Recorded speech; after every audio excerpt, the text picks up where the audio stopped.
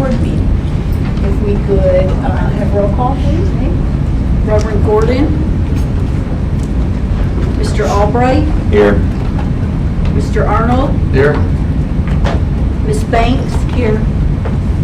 Ms. Bell. Here. Mr. Brown. Here. Ms. Carter. Here. Ms. Clark. Here. Dr. Lelhigh. Here. Ms. Friedman. Here. Ms. Harding. Here. Ms. Howe. Ms. Mendoza-Locke. Ms. Rodriguez. Yes, here. Dr. Stock.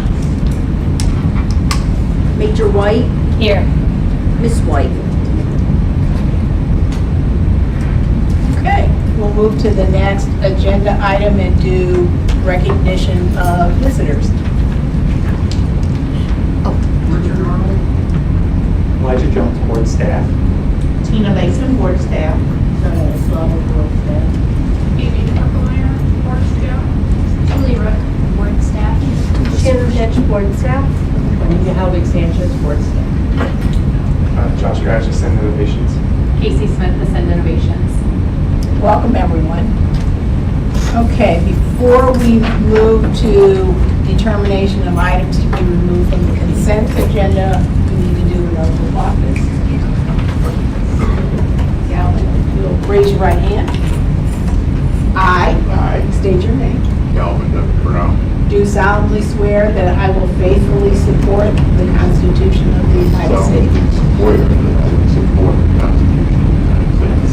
the Constitution of the State of Ohio, The Constitution of the State of Ohio. and that I will perform my duties That I will perform my duties as a member of the Mental Health and Recovery Services Board of Lucas County, as a member of the Lucas County Mental Health and Recovery Services Board to the best of my ability. to the best of my ability. Thank you. Welcome.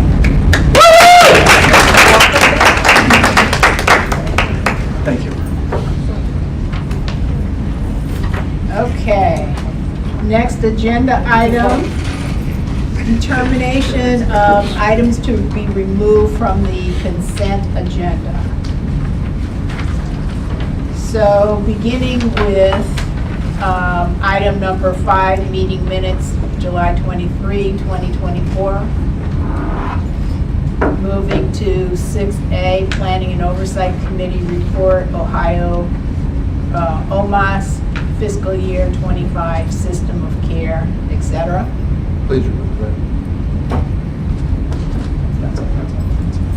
Okay.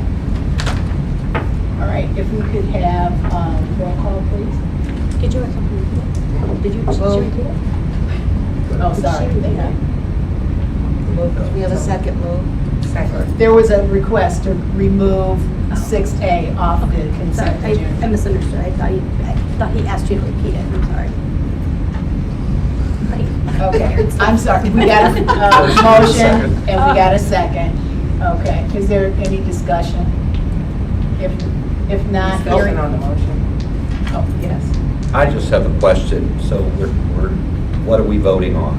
Because Okay. this is my first meeting. Okay, sorry. All right, what we do typically, because everything before it comes to our board meeting is vetted, discussed, talked about, and a recommendation is made in the various committee meetings. So by the time things come to the board meeting, they've been reviewed at least once, if not several times. And they appear on a consent agenda here.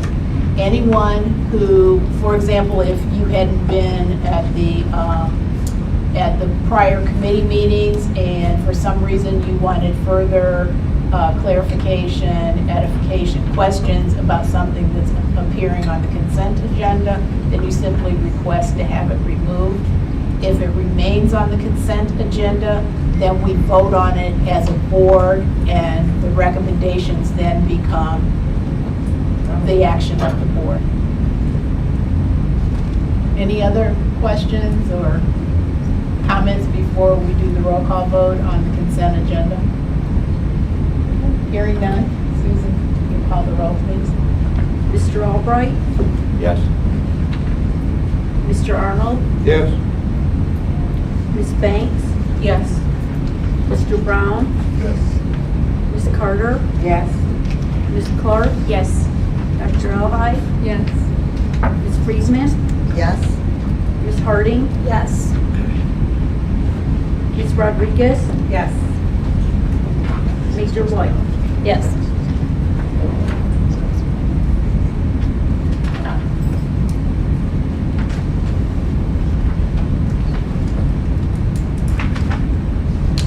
You good?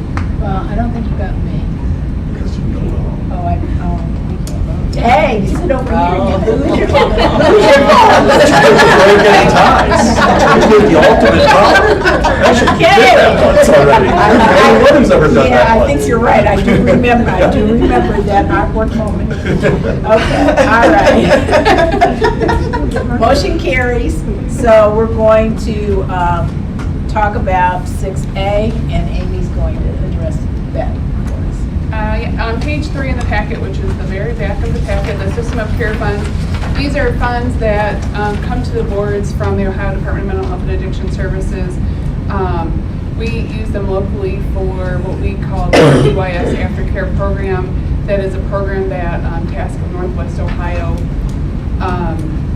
implements, and they are funds to be used for in-reach and outreach services for the youth returning back to Lucas County from the Department of Youth Services.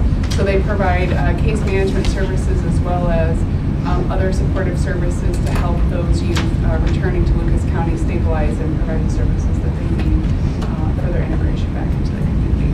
So the allocation amount for fiscal year 25 is $141,704, and there is a motion in the middle of the page to accept the allocation from Ohio Mass as well as to allocate it to task.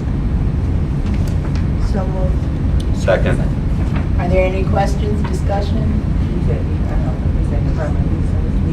Yep. Any other questions or discussion? Hearing none, if we could have roll call, please. Mr. Albright, Yes. Mr. Arnold, Abstain? Ms. Banks, Yes. Mr. Brown, Yes. Ms. Carter, Yes. Ms. Clark, Yes. Dr. Alhide, Yes. Ms. Friedman, Oh, yes. Ms. Harding, Yes. Ms. Rodriguez, Yes. Major White. Yes. Okay, motion carries. Moving on to next agenda item. Steve is going to talk to us about this. Everyone's favorite topic. Good afternoon. For those of you who don't know me, my name is Stephen Spinelli. I'm the Director of Technology, Strategic Planning, and Quality at the board. And about 2.5 years ago, the board embarked on a pretty robust project to upgrade our infrastructure, be it digital technology, physical components, things along those lines. It was a 4-phase project. Phase 1 was a discovery that looked at the board's internal operations, and can everybody hear me all right? And the technology that supports that. The second phase, and from phase 1, were recommendations. We had a discovery done, conducted by a vendor. The vendor came in, looked at our day-to-day operations, the technology that supported them, and then made recommendations for the second phase, which would be the implementation of recommendations on how to improve the board's technology infrastructure, day-to-day operations.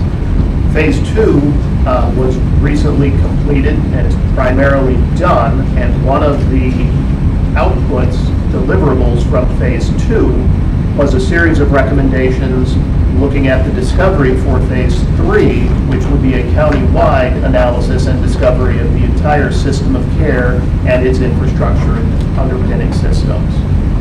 With us today from Ascend Innovations, who conducted phase 2 of our infrastructure transformation, or ITP project, are Josh Grash and Casey Smith. They're going to do a presentation that's broken into functionally 2 pieces. I call it current operations, which would be what occurred during phase 2, which is essentially culminated, and then future operations, which would be phase 3, which will be discussed by Josh. At this time, if it's all right with everyone, I'd like to turn the meeting over to of the team from Ascend Innovations.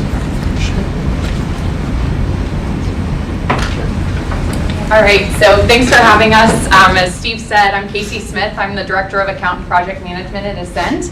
I've had the pleasure of working with the team here at Lucas over the last around year and a half, pushing 2 years now on the ITP project. I will be walking through what we've accomplished over the last year and a half around phase 2.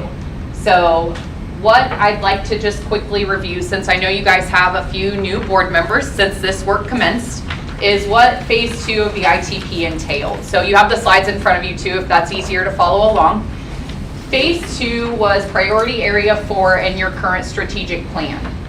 Priority area 4's goal was to really modernize your internal technology infrastructure. So here at the board, looking at those data and technology systems supporting day-to-day operations. And the goal of that priority area 4 within the strategic plan was to really modernize those technology systems and business processes to improve data management within the organization, create greater operational efficiencies, and really greater informed and data-driven decision-making long-term in-house.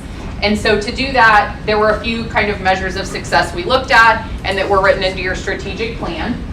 Those two being ensuring that throughout this process, the internal organization and you all as a board were aware of what was happening as part of this work and really just providing those continuous updates. So we met with the board over the course of phase 2. We came on site monthly for some time, and then that kind of tapered off towards the end. But throughout that, did various virtual workshops and online meetings to ensure that we were engaging all board staff throughout the entirety of this process. And so phase 2 was broken into 5 key efforts, and I'll just quickly summarize what each of those efforts we're working to do, and then on the following slides we'll get into what actually happened within each of those efforts.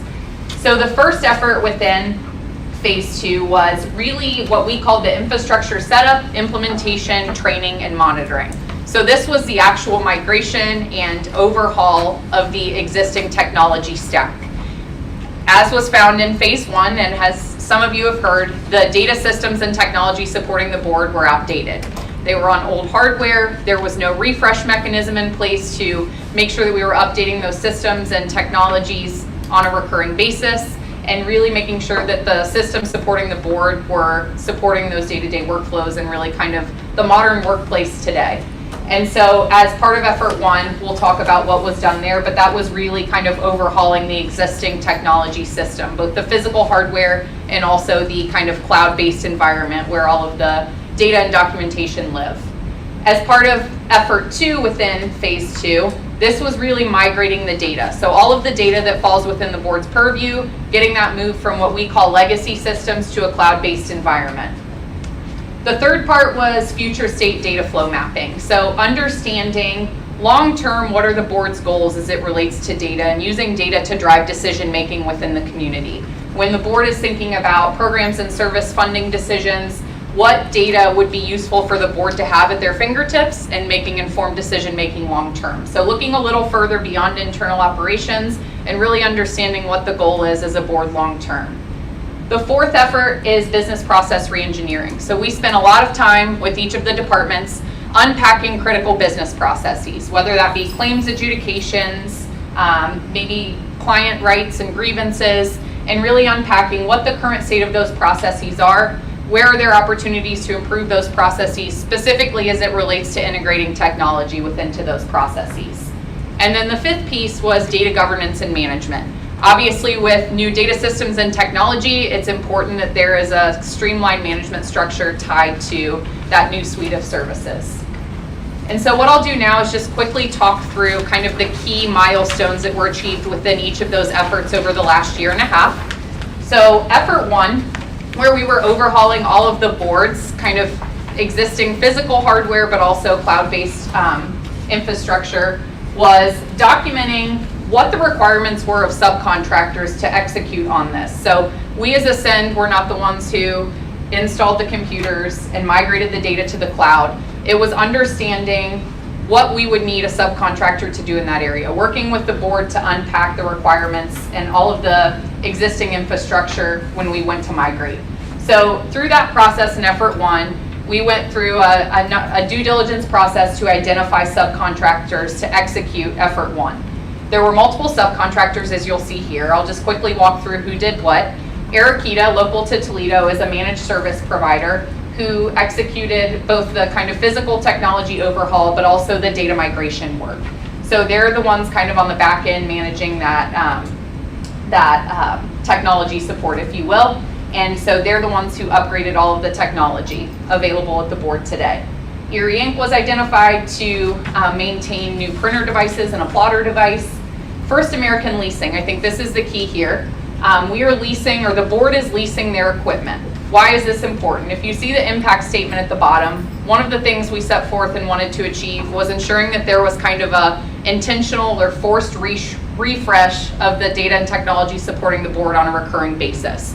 And so the decision was made to lease all technology equipment that the board is utilizing to ensure that as technology updates, so is the board. And so the lease structure is a 3-year lease. And so every 3 years, the board will be forced to refresh that existing technology supporting their services. And so First American Leasing is the partner who's kind of overseeing that lease. We also worked with Niche Business Consulting to identify what's called a voice over IP solution, VoIP as we call it. In short, that basically is an internet-based telephone solution. So that if the board is working from home, they can still answer phone calls, place outbound calls. It allows for that kind of distributed working environment telephone solution. And then as part of this, and Ascend's role was just making sure that all agreements and contracts were executed on behalf of the board, any contract terms negotiated, and then making sure we worked with Jenny and her team on getting all billing set forth so that moving forward, all vendors were set up appropriately. Effort 2 related to the current state data and really what data exists within the board's purview. We conducted a number of workshops and meetings with staff to understand the existing state of data under the board's purview today. So what data exists, where is it located, how large are those data sets, what types of data live within those sets, where are they coming from, to make sure that there's kind of a single point of truth for what data the board has access to make decisions today. And so we mapped that out. That's just an example of what these maps ended up looking like. But then what happened is these data maps were handed off to Arakita, the managed service provider, to actually move those databases from the legacy systems to the cloud-based environment. So this was really just an audit of existing data sources so that we could move those data sources to the cloud to allow those to be accessed in a more distributed environment, but also to make sure there was kind of a single point of truth to understand all data under the board's purview. And so what this kind of long-term impact of effort 2 looks like is that it is allowing the board to move to a more long-term sustainable cloud-based operation, and it now provides visibility into all data within the board's purview as they look into the future and making data-informed decisions. Effort 3 was the future state data flow mapping, which I think will be relevant and important as you guys look forward into phase 3 and potentially phase 4 in the future.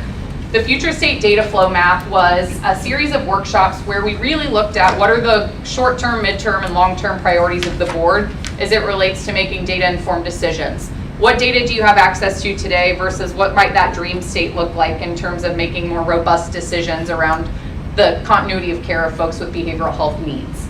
And so we created a visual representation or data flow map of what that data flow would look like in a dream state down the road long-term.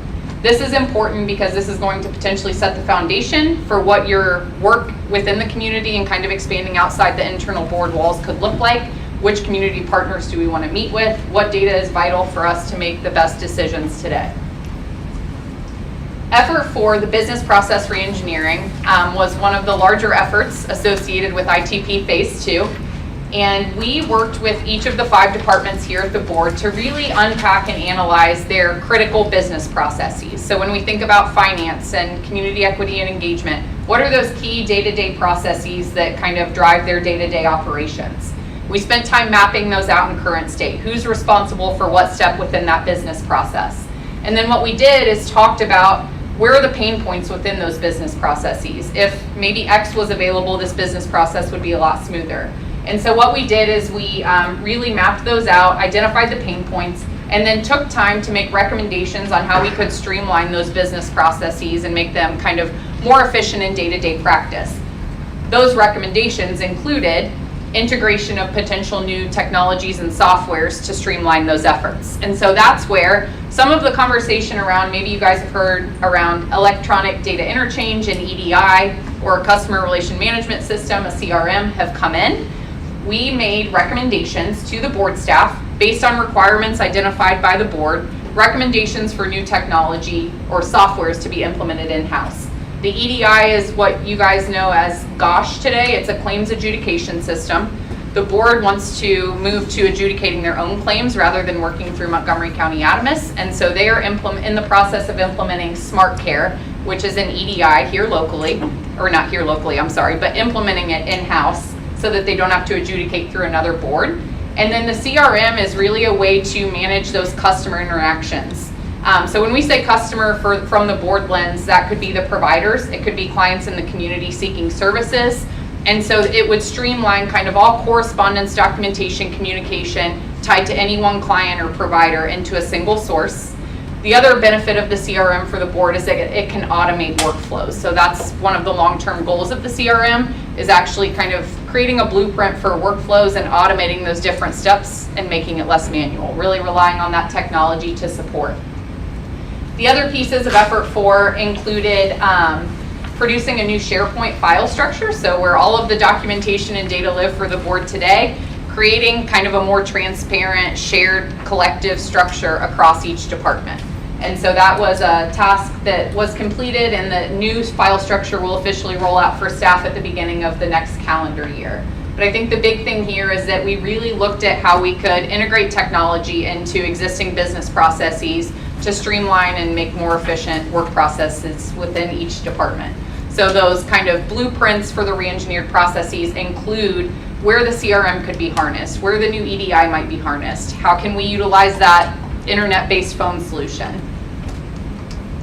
And then with effort 5, the last piece is data governance and management. So obviously establishing a strategy, policies, and procedures to really govern the data and these new kind of technology tools available to the board is very important when embarking upon this type of work. So we hosted a number of data governance workshops, and the board has formed a data governance council in-house. So that group will really be responsible for managing kind of where data lives, what's changing within that data, who's responsible for each data set, and making sure that we have kind of streamlined data management long-term. And so the data governance work included development of some different policies related to data ownership, data projects and tool development, so that there isn't kind of siloed efforts happening as it relates to data, but that it's all streamlined under that governance council.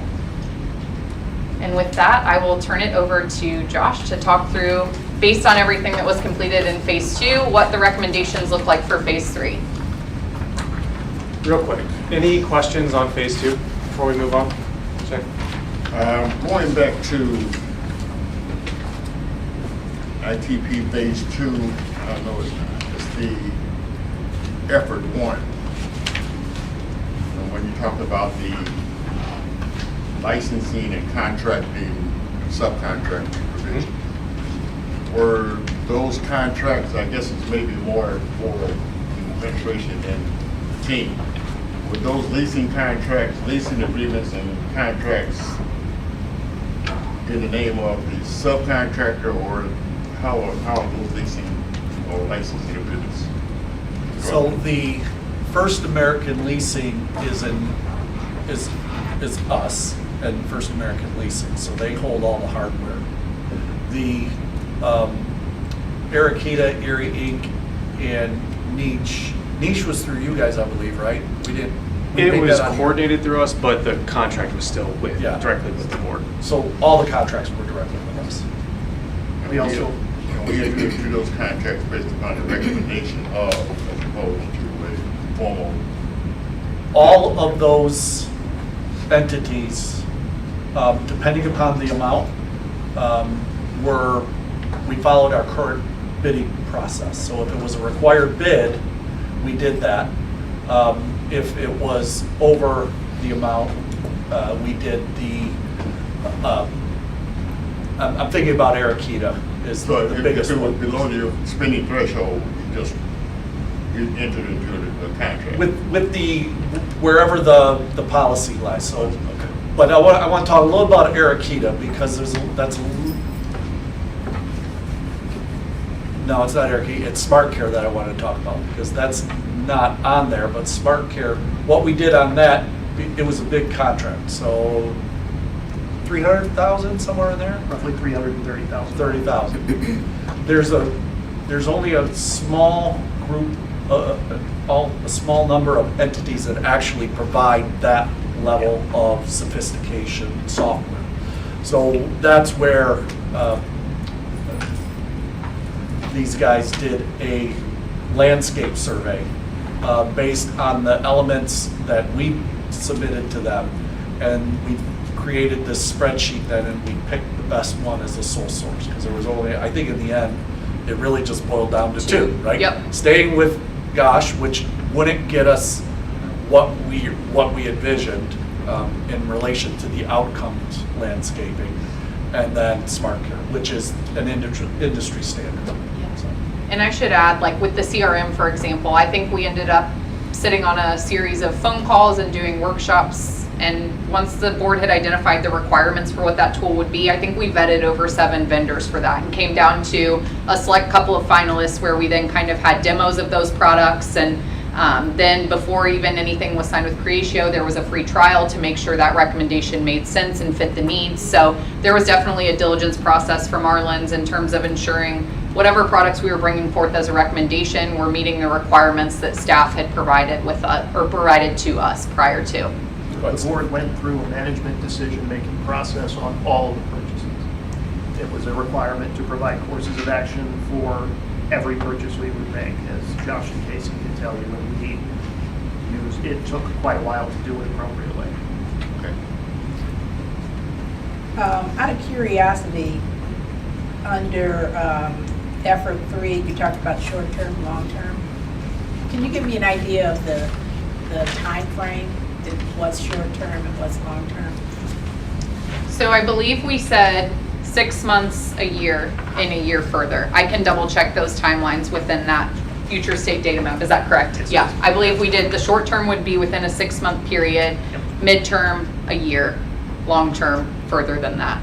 So is it safe to assume that everything after effort 3, so efforts 4 and 5, the recommendations and the course of action selected either would only need minor tweaking or would accommodate where we want to be long-term? Is my question clear? I mean, in 9 months, if we want to get to where we want to be long-term, are we going to have to revisit the efforts in 4 and 5 because those are really more suited to short-term, current and short-term? Good. Go ahead. No. You look like you were about to talk. I was just going to say, we tried to use, the intent was to use industry standards for the structures that would go forward, which would be malleable. They can change. The entire intent was to be able to change, but to have industry standards for the way things were laid out with the capability. It ties back to the Data Governance Council, which is essentially a process that the board approved. Actually, it's in our policy now, to look at how we are doing things and to be able to affect change, but not to simply change it. It was a mechanism to say, we're using the industry standards for file layout as an example, or whatever processes we're using. We laid that out with obviously working with Ascend. If we wish to make changes, because it has to be a living document, or we felt it had to be a living document that could change, I will say, baked that in to allow us to make changes, but it's simply not something that can be changed randomly. So it's locked in, and for it to change, we would have to convene our council meeting, make the recommendations as to why we would change things. So it can be changed, but the intent is we're not going to fundamentally make that many changes to file structure or other processes right off the bat. It may. So I could not tell you that we're not going to change how we do certain things, but the intent is to at least have structured them the way we felt from this analysis, given the current, personnel. We have 20 individuals, 21 individuals, to possibly scale to 30. It's kind of along those lines. I So- know it's not a- So, but if we just look at the deliverables and effort for instance, Steve talked about workflow processes. Well, we mapped that out.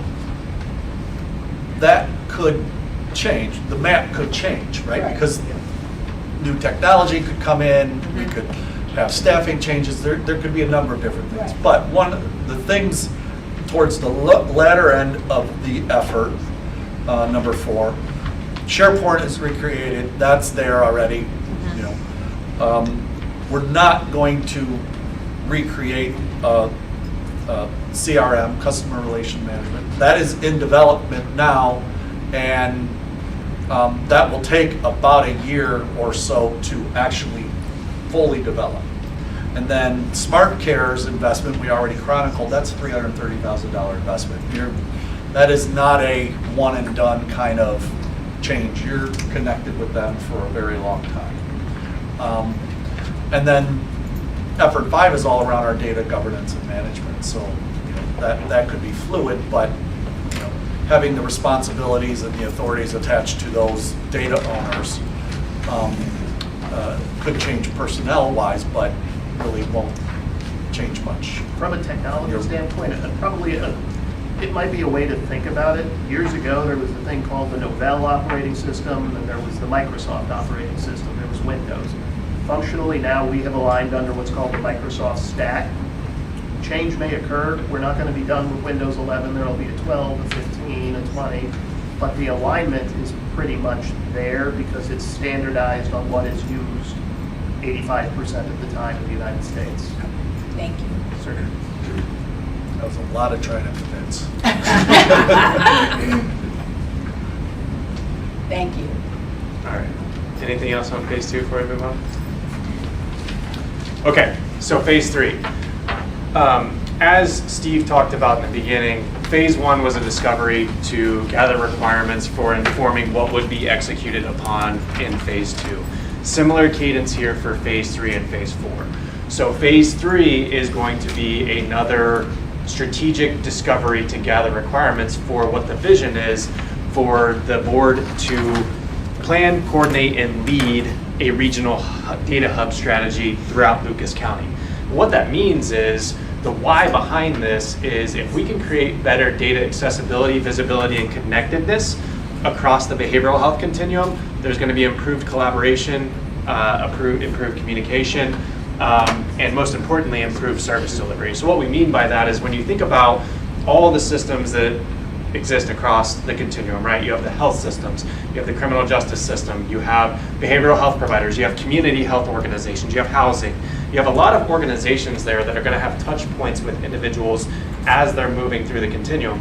Part of the problem is information doesn't always move with that individual in terms of if I'm going through the criminal justice system, having knowledge of the broader picture of who I am and what my journey has been. Now, there's a lot of nuance to that, right? And we'll talk about that here as far as the legalities, the ethics of data use, et cetera. Those are things that we absolutely have to consider as we begin to open and broaden that scope of how do we create a plan and strategy that the community is aligned on. And I'm probably going to say that word 50 times in the next few slides, because when we think about creating a community strategy, we have to create alignment across all the stakeholders that are involved in that service delivery.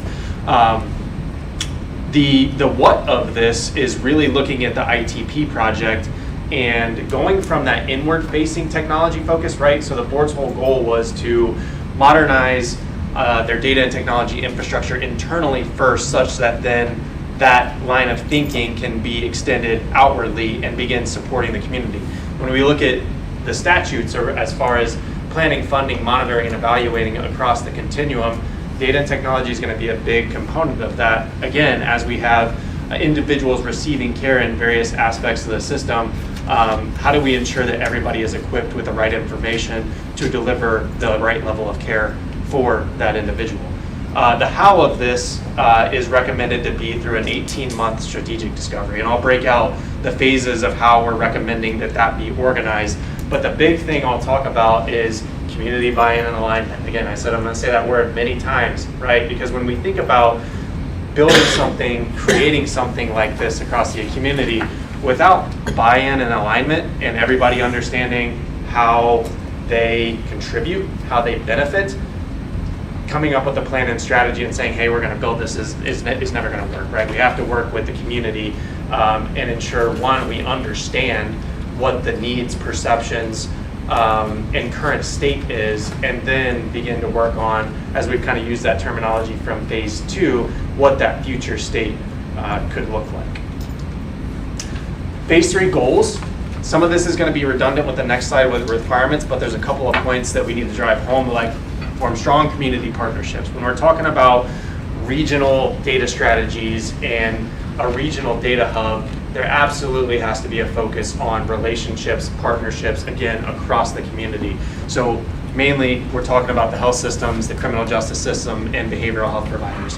How do we have all of those organizations and individuals sitting around a common table talking about what is appropriate and needed from an information sharing standpoint? So that's a huge fundamental goal of this. Obviously, establishing a regional data hub strategy is part of phase 3. We want to come out of this with a plan and strategy that everybody is signing off on across those organizations and saying, yeah, we understand what it is we're wanting to create here, such that when we get to phase 4, to more of an execution mode, then everybody's already bought into the process. Sustainable funding strategy, right? When we talk about regional data hub, there's a lot of work that goes into that. And it is not intended for the board in phase 4 to take all of the brunt of the funding that would be required to bring that to life. That's something in phase 3 that we have to look at local, state, federal funding sources, whether it's grants, whether it's things out of OMAS, whether it's cost sharing from other community organizations. That's something that has to be dug into, because to build something like that, for it to be sustainable, that is obviously a function of this that we need to look at in terms of the funding. The required technical infrastructure. So there is a technical deep dive, a part of this, similar to what was done in phase 2, but again, looking outwardly, right? What are the current state of systems? What are the data systems that exist? How do they talk to each other? What are the gaps? What are the opportunities? And making sure that we are able to do that data audit such that we can create visibility around how and where the potential is for the collaboration. And lastly, producing a plan and align set of strategies and recommendations for phase 4, which would be execution of creating a regional data hub in Lucas County. Requirements, again, strategic alignment, convening organizations across the continuum, and ensuring that we're not only talking about data and technology, but the workflows, right? How individuals move through the system, the patient journeys, like truly understanding, and to that second point, doing a comprehensive discovery of the existing programs, existing relationships, existing collaborations, existing coalitions, everything that already exists in the community, right? Because it's not like we're starting from scratch here. You're going to have individual efforts going on in each of the systems. It's more about how do we tie that together. Of course, I've already mentioned legalities. When we get into the nuance of data sharing, especially when we talk about between the health systems and the criminal justice, there's a lot of nuance there, right? We already have collaborations going on in the community when we think about somebody on the civil commitment docket and they hit the hospital with an overdose. A lot of times there's not that automated notification for the probate court to understand that, hey, somebody on civil commitment is in the ED, and that's more of a manual process. Some of that communication is sometimes delayed. It's more of thinking about, okay, what is the nuance of the agreements and the court orders and things of that nature that are required, and which brings to the next point, data governance, right? Part of the intent of creating the data governance committee within the board is tying into future phases. Not that the board alone will be responsible for data governance across this collaboration in the region, right? Because the other data sources that would be contributing to this obviously need to have a role in what would be a data governance committee for the broader task force. But it gets the ball moving in terms of beginning to think about what that strategy should be and how that data is governed, more broadly speaking. We've already talked about sustainment planning. That is an absolute requirement as part of this. Thinking about the cost, resources, fundings required, especially when we talk about long-term maintenance of a system like this. And then external support. This requirement is mainly thinking about how do we facilitate and convene something like this through the lens of the board that is in an unbiased way. When we're facilitating these conversations, when we're going out doing interviews, talking to folks, understanding the needs, requirements, et cetera, just ensuring that everybody has an equal voice, including the board, which is obviously a very important part of the overall behavioral health continuum. So the recommendation for this is to be broken out into 3 phases. The first phase, community engagement and listening tour over the course of 6 months, that is intended to collect feedback and input across the community, starting very broadly, right? Really identifying all those programs, services, organizations, et cetera, that exist, the data that exists, doing a deep dive into a data audit, doing a series of surveys to collect feedback and input. At the end of the day, through this, we want to be able to build trust. The board wants to be able to develop trust along this vision. Got to ensure people and organizations feel heard and that they're able to talk about some of their needs as part of this. So we start broad, and then the proposed, the next step would be to move to effort 2, which is convening a behavioral health data task force, which would run over the course of 9 months. So through the listening tour and engagement in effort 1, that would inform, okay, what stakeholders, what organizations need to be a part of this group as strategies and recommendations are being discussed. So effort 1 would highly influence what are the structured agendas, what are the monthly topics and workshops that are being discussed in that group, and also considering through that 9 months, it's not just those monthly meetings. There's going to be focus groups, right? When we think about, okay, needing to engage the legal groups of each organization and have those discussions, needing to engage the technical points of contact that each organizations have those discussions, et cetera.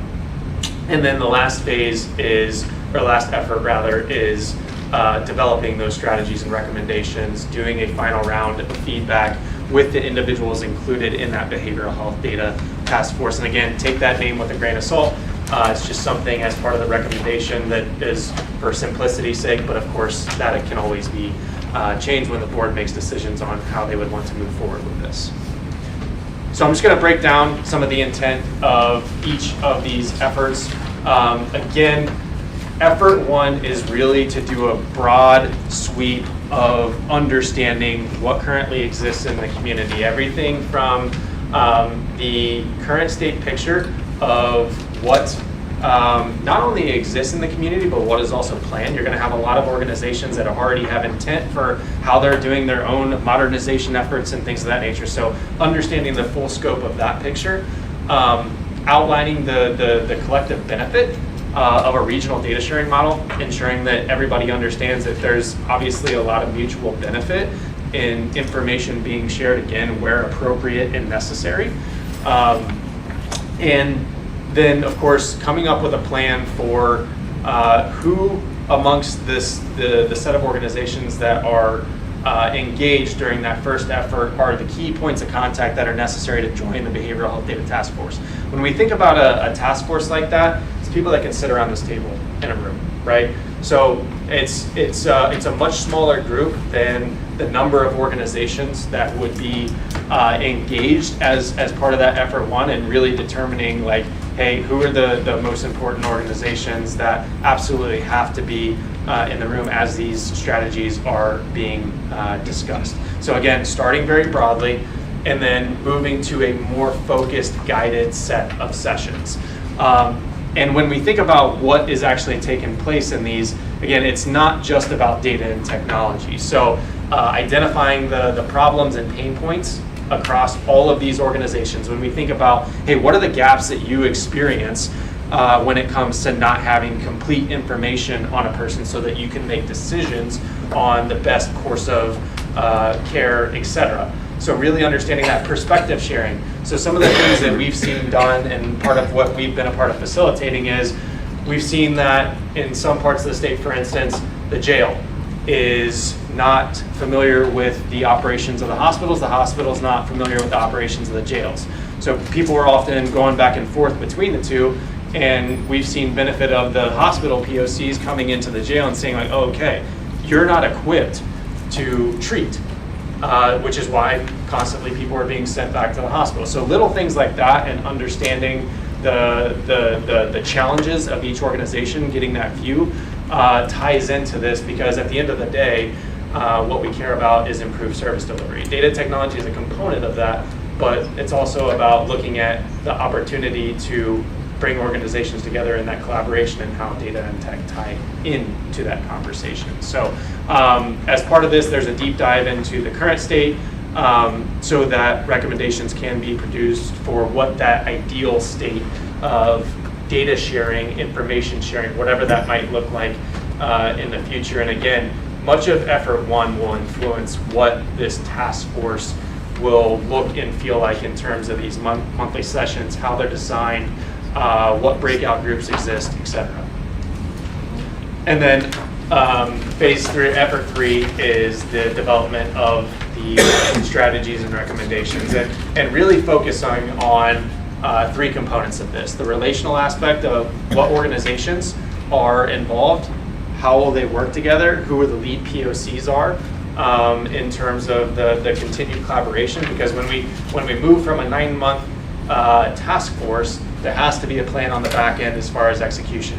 How do you carry that momentum forward? Because we've seen it happen where you get organizations together for 9 months, you build a lot of momentum, everybody's aligned, and then it takes forever to move through the process to get to actual execution. The momentum the tapers off, and then it takes a while to get that spun back up. So the relational component, the technical component of the data being shared, how it will be governed, what is the infrastructure required as opposed to new infrastructure, as opposed to what already exists, and being able to use existing systems, et cetera. And then, of course, the operational, what it will do, who owns it, what does it cost, where's the funding coming from, et cetera. And then as part of this, there will be is recommended that there's a final task force meeting for the task force to make final decisions on and sign off on the strategies and recommendations. And there is a more detailed report that goes alongside of this as we talk about things like convening the board of trustees of the board through the process to look at some of the strategies that are coming into place to ensure that overall the board is leading and overseeing this process. Overall timeline, again, is 18 months. This is just a simple visual of a lot of the milestones that are recommended in the broader report. Right now, as a recommendation, it's kind of cleanly organized across, you complete that first 6 months and then move into more of the task force sessions. That could change, right? Part of the variable here, especially as you'll see cost on the next page, is how many organizations are we talking? How many need to be convened? How many need to be included in that upfront phase? That could be shortened to 3 months. It just depends on how quickly some of those conversations can be coordinated, surveys collected, et cetera.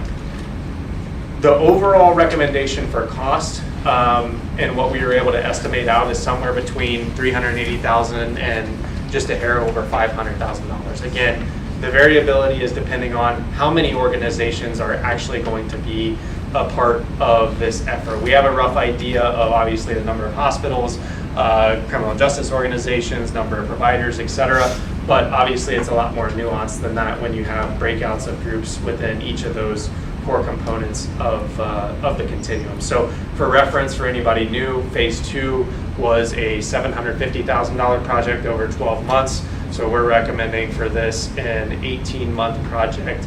The longer timeline, because when we think about coordinating across all these organizations, that's just going to take a lot of time, especially when we want to collect, when the board wants to collect the amount of information that it does regarding especially the requirements and feedback and input. So that is all we have for the phase 3 recommendations. Any questions that we can answer for you all? You answered it for me. I was asking them when they said we're going to have the projected costs. A couple of questions. You use your word regional several times here, which to us up here means often means all of Northwest Ohio. I assume you're talking just about Lucas County? Yeah, there's probably an iteration, and Scott, you can speak better to that, to some of the vision around some of the smaller regional boards and things like that when we think about the hospitals, the Hospital Council of Northwest Ohio, but I'd say the initial thought and perspective here is around Lucas County. Yeah, the grander vision is there is a market for what we're establishing here. Ascend Innovations did an evaluation and nobody is looking, or no one is doing what we're doing when you link in smart care and customer relations management software and business practices. My feeling is this is a marketable item for other boards to buy into, to either be claims processing, outcomes management, reporting, etc. That's very common right now where other smaller boards are contracting out. We ourselves contract our claims processing out right now. Once we bring that in, once we get all this together, once we prove, I guess proof of concept and start articulating and able to manage this information better, boards will come to us and want a piece of this. It's also one of the reasons we got a little more space than what we wanted. If you recall that concept of, and I think this is a good time to draw in the discussion. This concept of data management, and future state actually started with the data committee. Calvin, you were, I think, co-chair or chair of that for a while. 2015, 14, 16? 15. So this has been going on following a plan and recommendations for the last 9 years. How close is the system, or how is what the healthcare systems already do? Like when I go to the doctor, I went to the doctor one day, and when the couple days I went to another doctor, they had all my information. And so is that kind of the... So what's your... CliniSync is the electronic health information exchange that a lot of folks in our region utilize to share that data. Now, Mercy has their own internal system, but they're also on CliniSync. ProMedica has their own system. They're not on CliniSync. So a ProMedica doctor, as you go through, they can see each other. They're all on the same health information exchange, or all on the same system. What we're proposing is how do we get that information across systems? So, and So appropriate. a little better than what they have. Well, I think enhanced. Expanded. And Yeah, I was gonna say, how do we draw in the Northwest Ohio Regional Information System, the NORIS, which is the criminal justice system for Northwest Ohio?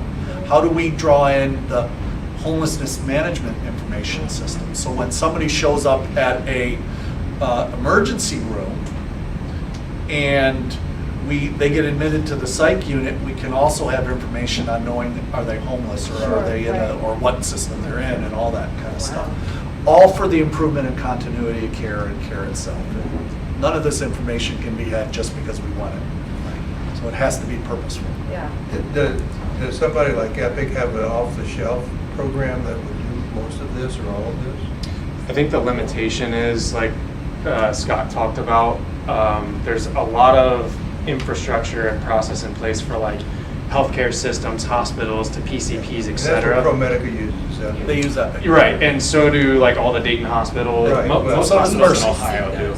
Smart Care is to our system what Epic is to a hospital To the system. hospital care. I think that might be an over liberalization of it, but it's. There's just not a lot of it's connections close. from Epic to more of the behavioral health and community Yeah, health. that's type more of a organization. hospital-based It's system. more of a, like, health delivery in terms of hospitals and doctors. There was a question. Lisa? No, I just want to make a comment that I think this is amazing, having worked across the behavioral health continuum, in the criminal justice space, but then also, in the hospital, in homelessness, these different things, that has been one of the biggest issues, is people not talking to each other or not understanding, and even having clients call you out on it. It's like, well, I just told so-and-so over here, don't you guys talk to each other? I've actually had clients say that. So this is amazing. So I just think it's going to help with that whole continuum of care, really improve it, so. I think one of the biggest concerns we're going to hear about, and justly so, is how do we protect it, the security of it, and how much can be shared across the system, and what. Absolutely, that's, I mean, those are the three pain points. I'm sitting here and I'm like going, I love this idea, I love this concept, but. I guess that's piggybacking on that. My concern from the very beginning, as I voiced, is this big brother concept. And I mean, how creepy is it when you have a conversation with a friend and it's just the two of you and you're talking about, a certain car, you go on your phone. Yep. And you all of a sudden are getting advertisements for that car. So I guess I would encourage that a couple of things. Number one, that we give some thought to, and I get it, and I agree, this improved system service delivery is key to us. But there are others out there who may have other concerns that conflict and maybe bump heads with service delivery, some other sort of patient rights, and that we talk to those people, that we put those people at the table so that, the patient's family everyone's being protected. And when we start sharing with the judicial system, I would hate to go see a counselor and have them put me on an antidepressant for 6 months because of a situational life experience, and then I have something that comes up in a civil context where it's been transferred through the system, and somebody on the other side or the judge is knowing something that they didn't get from me in discovery, and that if they had asked for in discovery, my attorneys would have objected to, and I might have been able to get a court. yeah. I just think we have to be. We entirely agree. It's why we had you on the committee to begin with, right? Yeah. But, let's put this in context. We're not going to be creating case notes. We're not pulling in case notes. We're not pulling in therapy sessions. We're not sharing therapy sessions and what is said. That's not part. This is bigger, higher level data discussions. But sometimes it's just the fact that you were admitted and, and seen and treated. And also, as far as I'm aware, we still have not cracked the nut of sharing data with justice-related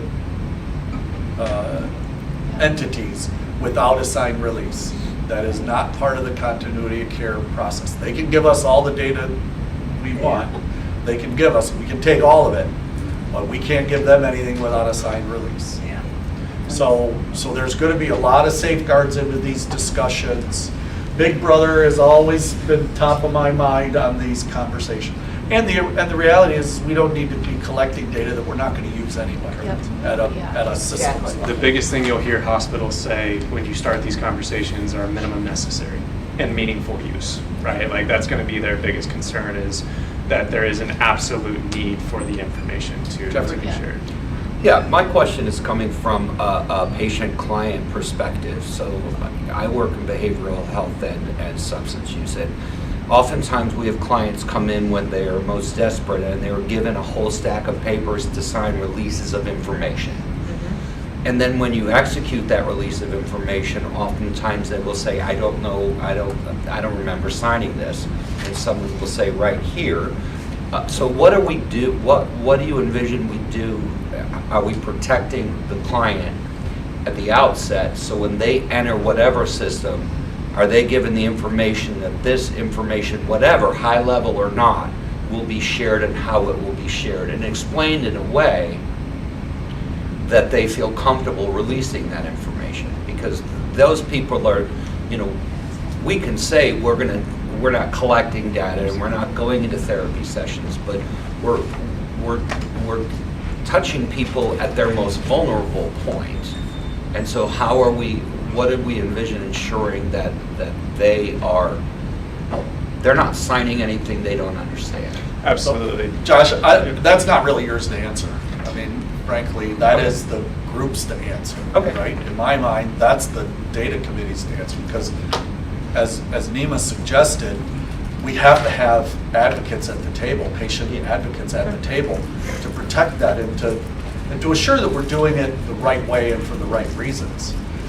We're always going to get billing data because we're the payer source. So you can't waive your right to have us not get your data for billing purposes. Otherwise, we don't pay the claim. Right? So there's just some inherent things in this that there'll be just default data that we always get. And you're right, you get a stack of paper. I've worked in the system too. You get a stack of paper, you don't always know everything that you're signing at the time. But those are the definite things that absolutely need to be protected. In the recommendation, Yeah. it's engaging the legal groups of each organization, bringing, I would suggest, external legal in. Nima, it's a wonderful idea to talk to people with lived experience, because if something like this would drive outreach or something like that, how do we protect individuals? Like, how did you get my information, right? Like, how do we avoid those kind of situations? So it's about getting those people that have the expertise around the table and say, hey, we need to talk through what the strategies look like for this. Yeah, and I think recommendations of how something might be billed in phase 4 by a vendor would be varying levels of permissions based on the type of entity you work for, because the reality is that every sector won't have the exact same ability to see, right? We know that there's a tiered system there, that a clinical covered entity can access far more than maybe a boots on the ground deputy or law enforcement officer. But what is that, to Josh's point, minimum necessary information to do their job effectively and ensure continuity of care for that person? I think part of those recommendations would need to be kind of permissions within a system and what level of information is accessible depending on the entity you work for. Yeah, and not to mention, it's all going to be Code of Federal Regulations, Part C, Yep. and or HIPAA. Yep. Yeah, so, we have HIPAA compliant systems right now. So we've had them for since HIPAA's been around, so. But criminal justice won't have it, and maybe some of the entities that we're thinking about sharing with may not have it. I would also encourage you, when you get legal counsel there, to keep in mind that if you go to an entity and their legal counsel is there, their legal counsel is counsel to that entity. Yes. So they're not really representing or, No. or Yeah. somebody For each else. organization to Right. have their input, that's all I'm referencing there. Yeah, but I'm saying even if it's organizational, they're, They're serving their organization. right. So you want to be sure you've got everybody that might be touched with some interest. And I think it's important, eventually, these are the recommendations that have come out of phase 2. If we're going to proceed with a phase 3, we would do, as you're well aware from phase 2, it would be a very similar process. A request for proposal will be developed.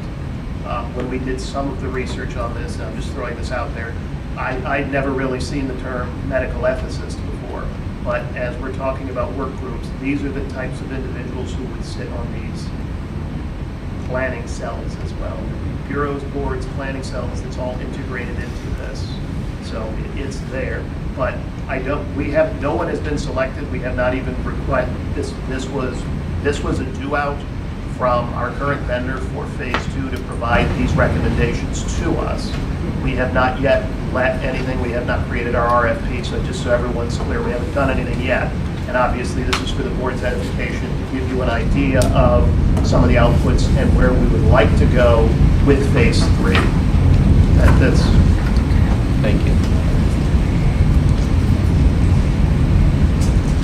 So lastly, hearing all that, should I assume this data collection, data sharing, data hosting project is a board-funded and not a cost-sharing concept. Initially, I think we're gonna have to make an initial investment.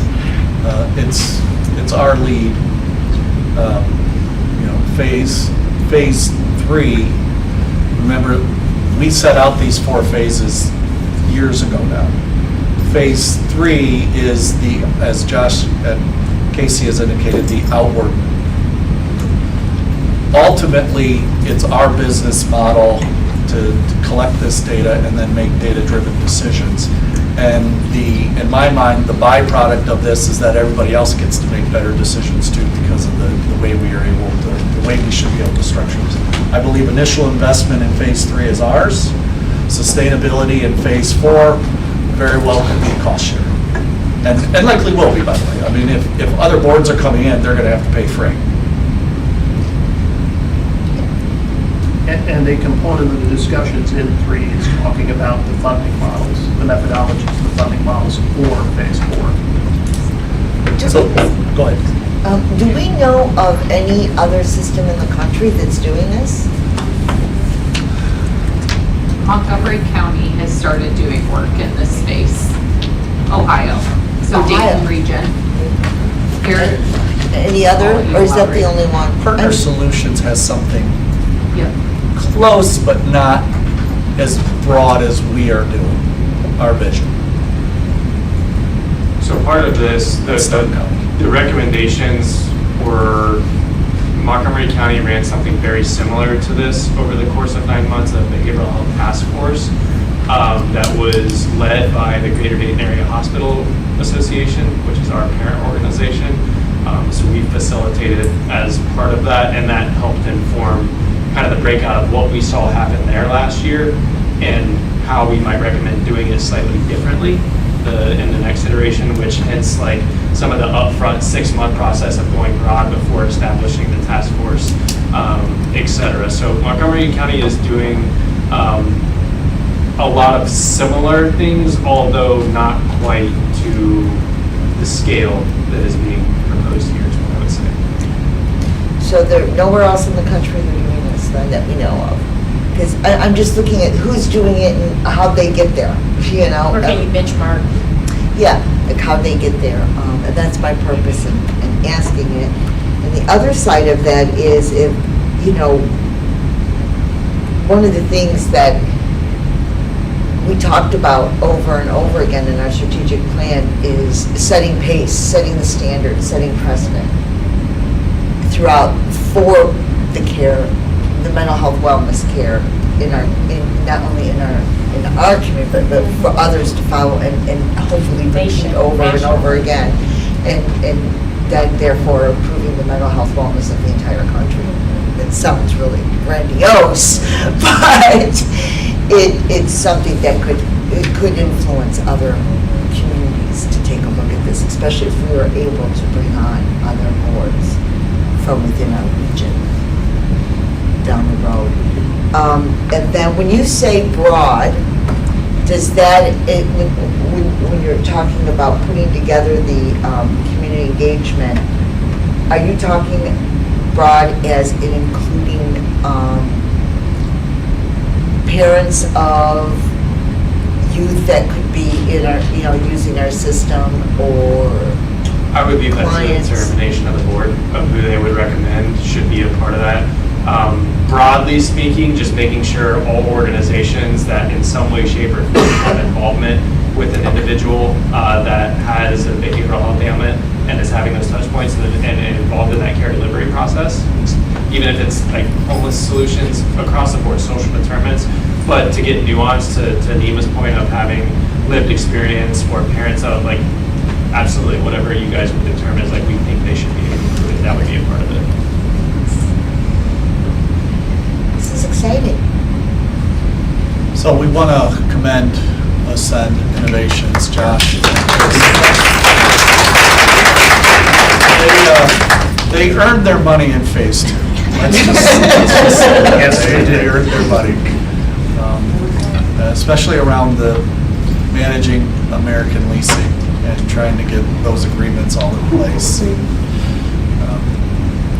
Negotiating with legal and then bringing finance in and all that, because this doesn't happen every day. So thank you for all the work that you've done. Their contract has ended, and we are very satisfied with where we are at. So thank you very much. Appreciate that. And I'll echo that, like all the work that went into a lot of the things Casey talked about, all parts of the board staff were contributing to that. A lot of time and energy that was put into develop a lot of the things that we talked about. So I thank everybody for the time and participation that you all put in. Thank you, Board Secretary. Thank you. Okay, are we ready for your Absolutely. report? This was informational. All right. So. No Okay. pressure. No pressure. TikTok. All right, so, thank you, Steve, for leading that effort. Okay,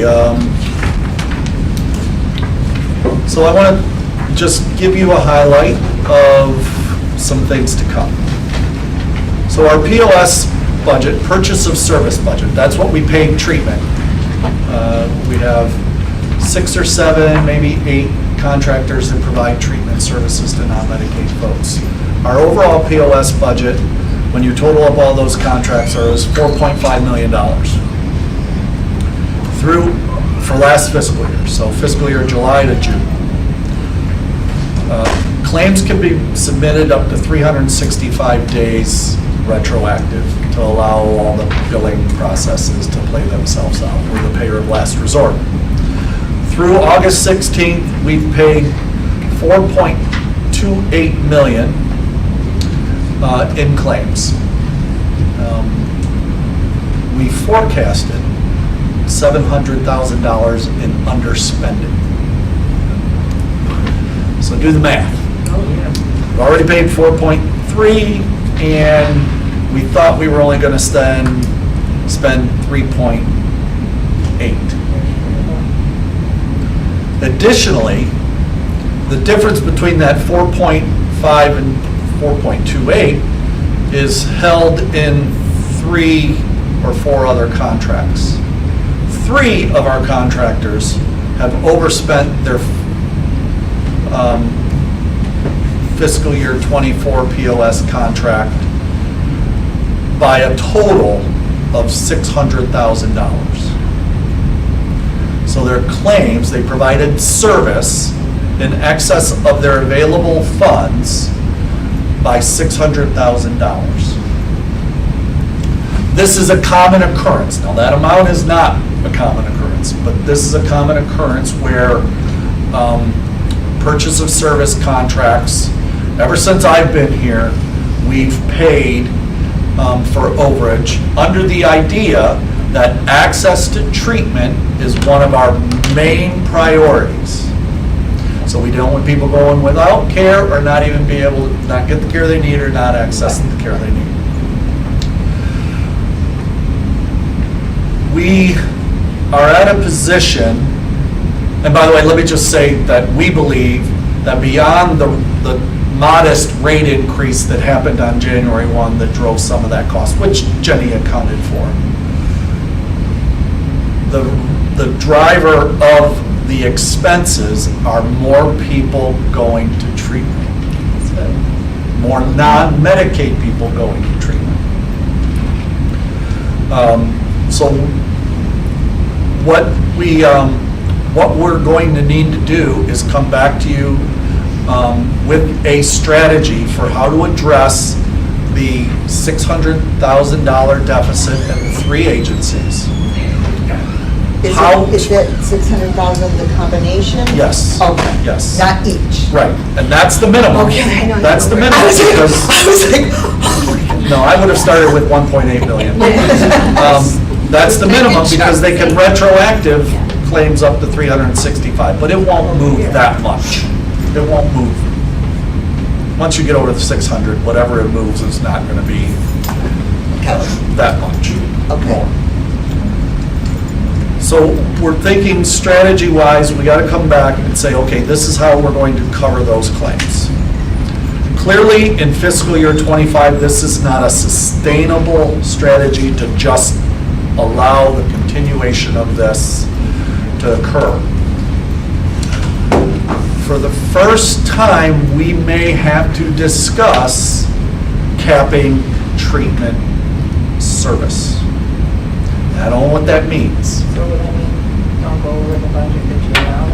That could mean that, you can't go over the budget, that the contract. It could mean not providing, not stopping people from coming in the process. There's all kind of implications to this that are inherently in opposition to some of the statements we have made time and time again about access. But they're hard discussions that we're going to need to have. Otherwise, we are going to have to make major cuts to accommodate this. So we always know need is going to outstrip resource. That's always the case. You go to any publicly funded system, need outfunds resources. In these times of fiscal scarcity, the strategy is, and should always be in a public system, that is a safety net. Those who need the most get the most, but everybody gets something. So those who are most in need, mean most acute, higher acuity levels, more, different ailments, things of that nature. They get more, but then everybody should have access to something. It's where you start to get in those conversations. I think you start to move to how do we cap services for people? How do we say, instead of 10 hours of case management a year, you're only going to get 6 because I need to save that money for assessment, psych meds, and doctor's visits or something. I can't do that. We can't do that here. Only the agencies can do that. And that's after they look at what information they have, what their treatment models look like. And so what I'm going to be proposing is engaging them in a discussion about, here's the amount of money we think we can give you in 25 in addition, because we're going to have to make additional allocations in 25 for POS. But you're going to have to live within those guidelines. And so what would you do? How would you regulate care to assure that everybody gets a little something? I don't know what that looks like. And they will figure it out. They've never had to do this before in the existing system.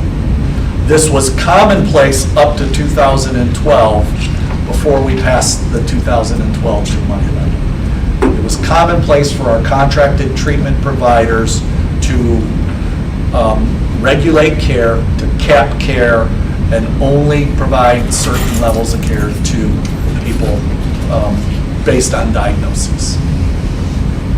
We have a triage system in place by policy, but as you are likely aware, triage systems only work when everybody shows up at the front door together, right? You have a less acute and a more acute sitting right next to each other, you take the higher acuity. But if they don't show up together, then that person, no one's waiting in front of them, right? So you bring them in. So there's a tough conversation that is going to occur, and I'm prepping you for it. We need to think about how we want to approach this, because I believe we probably need to go back and look at our strategic plan, which is 22 to 25, and we need to look at our priorities, which are still very solid priorities. Well, we probably need to have a conversation about service priorities. Would it be a backlash from community? Absolutely. Yeah. And it always is going to be. And it's certainly going to be on the concept of, we just passed a levy that got us 5 million new dollars. 3 million that we had already spent, we were deficit spending 3 million, up to 1 million that we agreed that would fund jail treatment services. And then we have 1 million that said we wanted to do something around older adults and kids and a co-responder model. So now, you went exactly to where I was going, because now we have what is very likely 1 million plus more in treatment than we had anticipated when you account for our forecast adjustment for underspending plus what they've spent. And then we're gonna have to consider how we add additional money in '25 for this. And Jenny's already trying to think about what that just did to her budget forecast. Because as you know, we do 5-year forecasts, and we are trying to stay at a certain amount at the end of that 5 years. We're trying to live within our means. Would we have enough money to do all of this year? Sure. Would we have it next year? Probably. Year after, you're probably cutting $3, $4, $5 million then if you don't do some changes now. So that's what we're trying to head off, is those big big changes that cause that instability in the system. Stability is what we're trying to strive. And not decimate all the other services that we have. We have over 80 plus programs right now. Some of them will be less, they're all important. Sure. They all do good work. But some of them will rank lower on our priority level than other things. And that's where we'll have to play itself out. In the end, we're probably going to come to you in fiscal year 26 with a recommendation to make program reductions in the face of receiving new money for the first time in March of 25, sorry. Well, just imagine what the deficit would be if we didn't get the levy. I mean, the levy just allowed us to make less, not as heavy of decisions, not as deep, I guess it's probably the other way, deep into the budget. We passed, while you're thinking about that next thought, the levy, we got past what we needed, not what we wanted. We weren't quite, we obviously weren't sure that we needed more than we thought we needed. Well, we'll always need more than we thought we need, but if you would have put up a 1.5 mil new levy, folks, we only won by 2,500 votes. Yeah. Do you think another $0.5 mil would have accounted for 2,500 votes? No. Probably not. When it comes to our funding, just to get a better understanding of it, what about seeking grants or working with a grant writer to go after some of these mental wellness grants that are out there? So we are very aggressive in writing, in seeking out state funding sources when they're available. Right. When you start going down the grant road, federal grants and stuff like that, you run into the same problem eventually. Are you either going to keep it going? And then where's that money come from? That's the same problem. And the agencies, then we start competing with the agencies as well. Okay.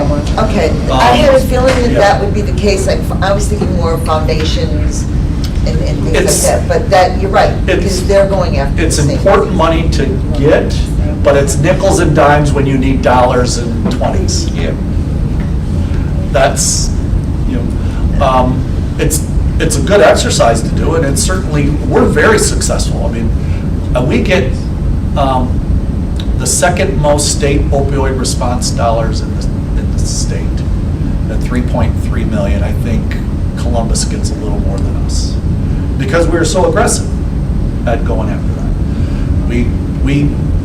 We try and do all this to stave these kind of conversations off, but we are now at a point where we're going to have these discussions because as we are starting to look at the state fiscal year budget, the new biennium budget that will come in next January.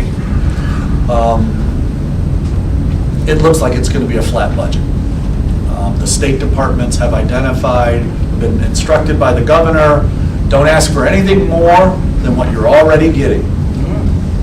You're going to have very likely a more conservative Ohio legislature. And there's going to be a lot of changes between now and then. And you have the governor in his last, it'll be his last biennium budget. You're going to have a House that is just coming off being divided. Right now, no business is happening at the House level because of the divide between the Republican individuals in leadership. And that'll all be resolved, but then there will be a whole bunch of stuff that'll have to happen in the background.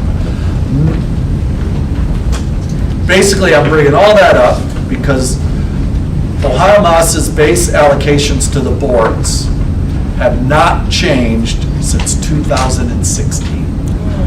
Wow. It's been set at $72 million. Wow. So that's our discretionary funds from the state. Now, we get a bunch of other money from the state, but the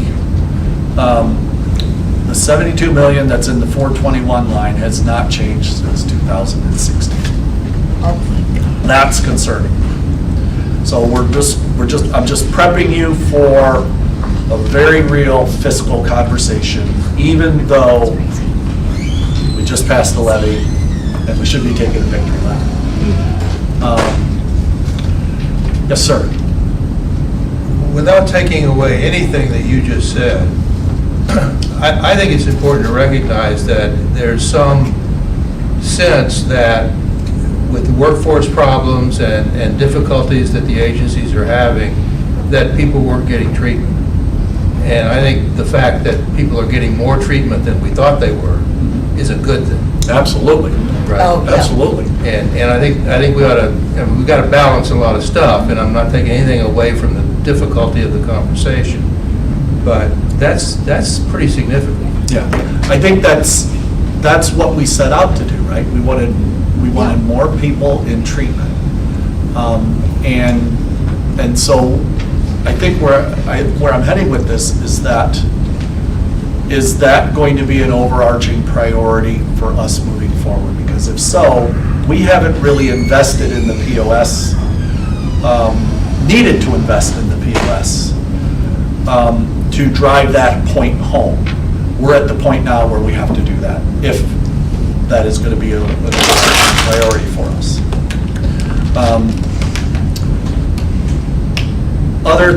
I'm going to just keep moving on.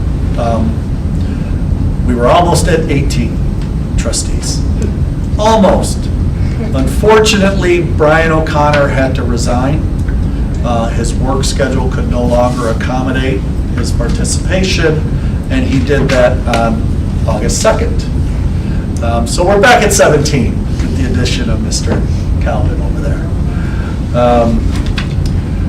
If you drive past Arlington and Detroit, you're going to see some steel rods sticking out of the ground. Danny's place is being framed in as we speak. The administrative wing was framed in with the front entrance, meaning the steel is connecting. There's no dormers up yet or anything, or whatever they call those things. And then this week and next week, we should start to see the residential pods being coming up out of the ground, and then at the following week, we'll see the roof lines start to appear. So a lot of progress, a lot of exciting progress. Sen and I were out there last, was it Friday? Wednesday? Something like that? We were Thursday. out Tuesday. Yeah, Thursday. We were out there Thursday. It was something to see. A lot of going on. Take your time, go out there, go to Doc Hudson's afterwards. Pardon me? Are we going to be doing any like hard hat tours? We're working on a funding, the fundraising that may include that. Oh, absolutely. But for now, you can literally just stop on the street and you're 5 to 10 feet from the place. And it's right there. It's very exciting. Finally, unfortunately, we are losing one of our team members. Ms. Priest's last day in the office will be August 28th. She's accepted a new position. She's been a valuable member of our team for the last 11 years. And we want to just wish her well and give her her due.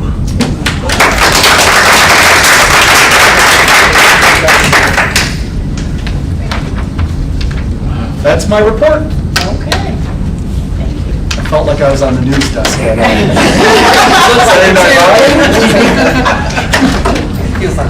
Okay, we'll move on to open session.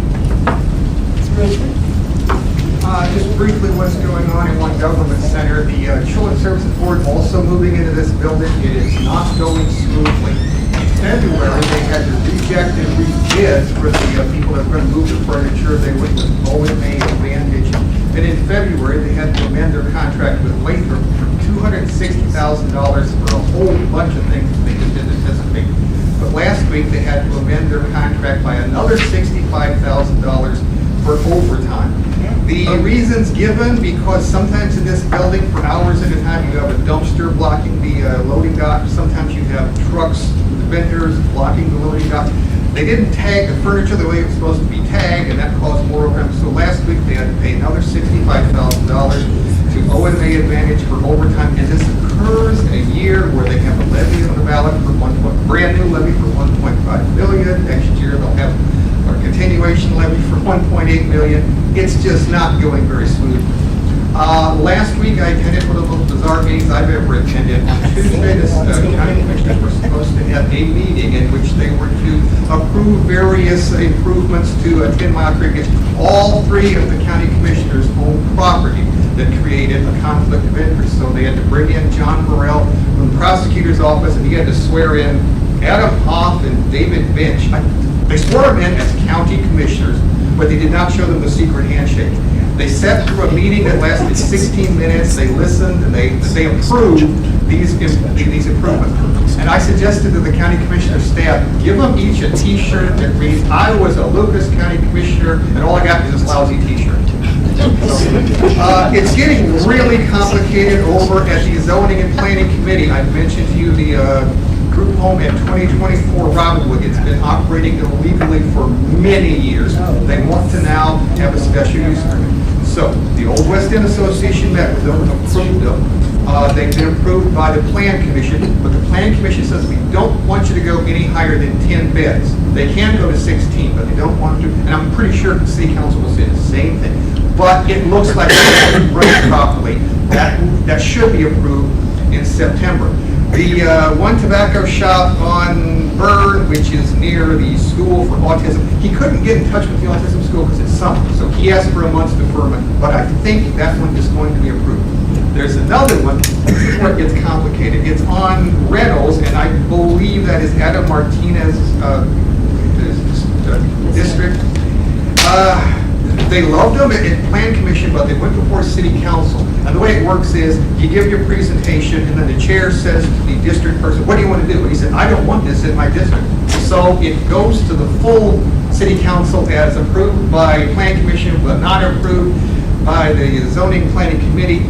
Good news is they'll only need 7 votes, but a simple majority, not a super majority. Now, hopefully they'll approve that. It's a business. And in the donut shop, they asked for another month's deferment. That's not good. They called it the last minute.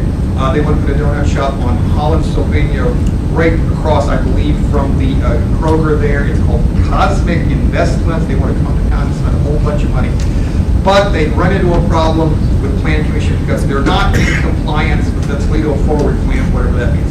So that was unanimously disapproved, and when that goes before City Council next month, it will need at least 9 votes. It's going to be a long agenda, and in my experience at City Council, the longer the agenda, the more cranky the members become, the more likely they are to vote no. But it looks like City Council wants to prevent us from getting our protein fix, our sugar fix, our caffeine fix, and there's going to be a lot of drowsy people wandering the street. businesses, and they pay lots and lots of taxes, and that's what pays for it. So that's what's going on at One Gilman Center. Thanks, Richard. Thanks, Richard. Just as a reminder, we moved 23 people here. CSB's moving 300. Thanks. It is a huge lift. Yeah. Wow. 300? Wow. That's a lot. Is there anything else for the good of the order? The good of that chair, Nima. If there is nothing, we're adjourned. Thank you, everybody.